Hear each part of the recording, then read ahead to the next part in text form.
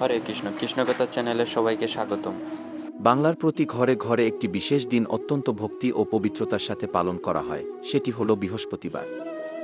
আমরা ছোটবেলা থেকেই দেখেছি মাঠাকুমারা এই দিনটি আসার আগেই বাড়িঘর পরিষ্কার করেন, নিরামিষ আহার করেন এবং লক্ষ্মীর পাঁচালি পড়েন। কিন্তু আপনি কি জানেন আধ্যাত্মিক এবং শাস্ত্রীয় দিক থেকে এই দিনটি কেন এত উপকারী? কেন একে লক্ষ্মীবার বলা হয়? আর এই দিনটি মূলত কোনো দেবদেবীর জন্য বিখ্যাত? আজকের ভিডিওতে আমরা বৃহস্পতিবারের মাহাত্ম্য এবং আপনার জীবনে এর ইতিবাচক প্রভাব নিয়ে বিস্তারিত আলোচনা করব। বৃহস্পতিবার কোনো দেবদেবীর জন্য বিখ্যাত? সনাতন ধর্মে বৃহস্পতিবার মূলত দুইজন প্রধান দেবতার আশীর্বাদের দিন। এক, মা লক্ষ্মী, ধনধান্য ও ঐশ্বর্যের দেবী। বৃহস্পতিবারকে লক্ষ্মীবার বলা হয়। মনে করা হয় এদিন মা লক্ষ্মী চঞ্চলা রূপ ত্যাগ করে ভক্তের ঘরে স্থির হন। দুই, ভগবান বিষ্ণু বা শ্রীকৃষ্ণ। বৃহস্পতি হলেন দেবতাদের গুরু এবং শ্রীবিষ্ণু হলেন এই জগতের অধিপতি। তাই এই দিনটি শ্রীহরি বা শ্রীকৃষ্ণের আরাধনার জন্য অত্যন্ত শ্রেষ্ঠ সময় বলা হয়, তাই গুরুবারে তার পূজা বিশেষ ফলদায়ক। বৃহস্পতিবার কেন এত উপকারী? বৃহস্পতিবারের উপকারের পেছনে প্রধানত তিনটি কারণ রয়েছে। জ্যোতিষশাস্ত্রীয় কারণ।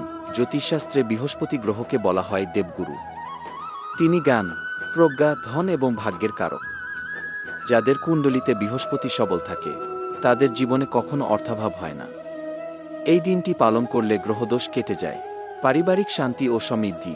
এই দিনে মা লক্ষ্মীর পূজা করলে ঘরে শ্রীবৃদ্ধি হয়, কলহবিবাদ দূর হয়ে পরিবারে সুখশান্তি বজায় থাকে। মানসিক একাগ্রতা, আধ্যাত্মিক সাধনার জন্য এই দিনটি অত্যন্ত পবিত্র। এদিন মন শান্ত থাকে এবং ভগবানের নাম জপ করলে দ্রুত ফল পাওয়া যায়। কিভাবে দিনটি পালন করলে শুভ ফল পাবেন? যদি আপনিও চান আপনার জীবনে শ্রীকৃষ্ণের কৃপা এবং মা লক্ষ্মীর আশীর্বাদ থাকুক, তবে বৃহস্পতিবার এই কাজগুলো করতে পারেন।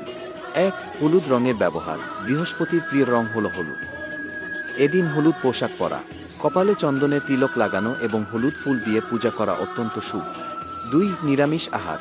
এদিন আমিষ বর্জন করে সাত্ত্বিক বা নিরামিষ আহার গ্রহণ করলে শরীর ও মন উভয়ই পবিত্র থাকে। তিন, লক্ষ্মী পাঁচালী ও তুলসী পূজা। এদিন সন্ধ্যায় মা লক্ষ্মীর পাঁচালী পাঠ করুন এবং বাড়ির তুলসী তলায় প্রদীপ প্রজ্বলন করুন। চার, দান ধ্যান। সামর্থ্য অনুযায়ী কোনো ব্রাহ্মণ বা দুস্থ মানুষকে সাহায্য করুন। মনে রাখবেন, দানই হল ভাগ্যের চাকা ঘোরানোর সেরা উপায়। বন্ধুরা, বৃহস্পতিবার কেবল একটি বার নয়, এটি আমাদের শুদ্ধ হওয়ার একটি বিশেষ দিন। আপনি যদি পূর্ণ বিশ্বাস নিয়ে এদিন ভগবান শ্রীকৃষ্ণ এবং মা লক্ষ্মীর শরণাগত হন, তবে আপনার জীবনের সকল বাধা দূর হবেই। আপনার বাড়িতে বৃহস্পতিবার কিভাবে পালন করা হয়? আপনার জীবনের কোনো অলৌকিক অভিজ্ঞতা থাকলে আমাদের কমেন্টে জানান।